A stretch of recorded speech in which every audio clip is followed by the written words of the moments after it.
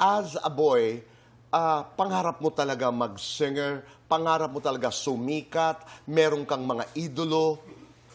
Dati, nagre-record lang, kasi dati karaoke, yung, nagre-record ako ng, sa isang blank tape ng mga songs, nilalagay ko sa tape, tapos yung tape na blank tape, nilalagyan ko ng picture. So ang dream ko noon is magka-album lang. Okay. Kasi nilalagyan ko ng tape, okay. tapos kunyari may mga songs ako sa tape na ni-record, tapos, ayun, feeling ko may album ako. Nilalagyan ko ng picture na kung saan pang ID picture ko.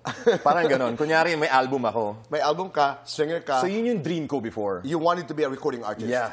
Oo. Pero hindi yung gusto ko sumikat. Gusto kong... I know the motivation was I'd like to be able to help my family. Pero gusto kong makatulong sa pamilya. Gusto kong maging recording artist. Pero hindi lumalabas yung pangalan na yaman. Hindi. Hindi. Okay. Hindi rin pumasok sa isip ko na parang fame. Hindi rin pumasok sa isip ko. Hindi rin.